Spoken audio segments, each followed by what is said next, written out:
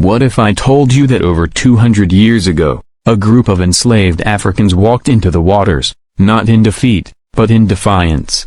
That their final act was not surrender, but a sacred declaration of freedom? This is not just a story of tragedy, it's a story of spirit, rebellion, and the undying power of identity. This is the true story of the Igbo landing of 1803, and it will shake you to your soul. Long before the chains before the ships, the Igbo people of present-day southeastern Nigeria were known for their vibrant culture, governance, and spiritual depth.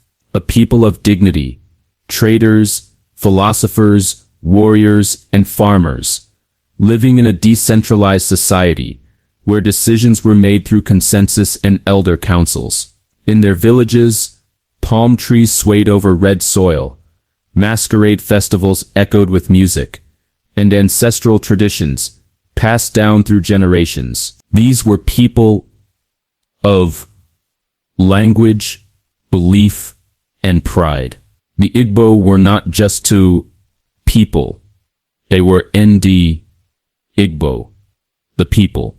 But their world was about to be shattered. By the late 1700s and early 1800s, the transatlantic slave trade was at its height. European slave traders, British, Portuguese, Dutch, descended upon the coasts of West Africa like vultures. They made deals with local intermediaries, capturing millions of African souls. The Igbo were highly targeted. Known for their strength, work ethic, and intelligence, they were seen as ideal slaves by American and Caribbean plantation owners.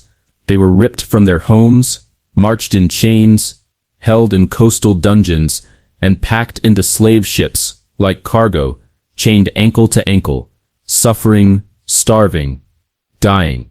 It was from one of these ports that our story begins. In May 1803, a group of around 75 Igbo men and women were loaded onto a slave ship in Calabar. Destination, the Georgia coast of the United States. These were not just captives. They were warriors, elders, daughters, and sons. They had lost everything except their will. After a harrowing voyage across the Atlantic, sickened, dehydrated, traumatized, they arrived off the coast of Georgia and were sold to plantation owners. A small vessel was sent to transport them from St. Simon's Island to the mainland.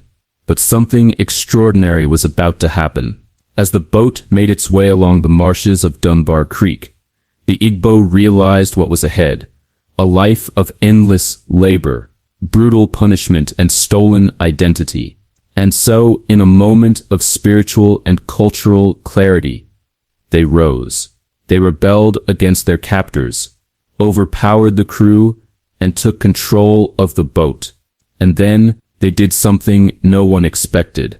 In a powerful and chilling act of resistance, they marched, linked together, into the waters of Dunbar Creek. According to legend, they spoke these haunting words in Igbo: "The water spirit brought us here. The water spirit will take us home."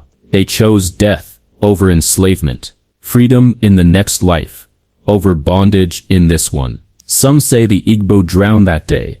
Others believe some survived and escaped into the swamps, but something more powerful survived the story, passed down through generations of a people who chose dignity over chains, who refused to let their spirits be broken. In African American folklore, it became legend. In Gula culture, the tale lives on. It inspired books, songs, poetry from Toni Morrison's beloved to Beyoncé's Love Drought, visuals echoing across time.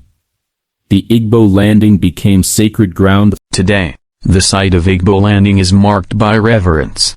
In Georgia, the Gullah Geechee people, descendants of enslaved Africans, continue to preserve its legacy. And in Nigeria, the story echoes through oral history and cultural pride. Artists have painted it.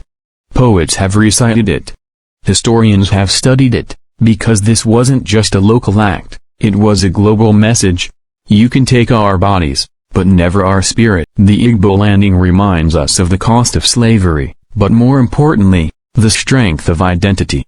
It speaks to every people who have ever been oppressed, erased, or dehumanized. In an age of lost stories, this one roars, we were here.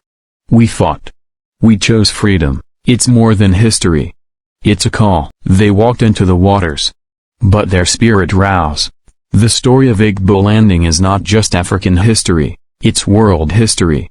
It's a testament to the power of cultural memory and the human will. Don't let their sacrifice be forgotten. Like, share, and subscribe to Echoes of Africa for more mind-blowing untold stories of African greatness.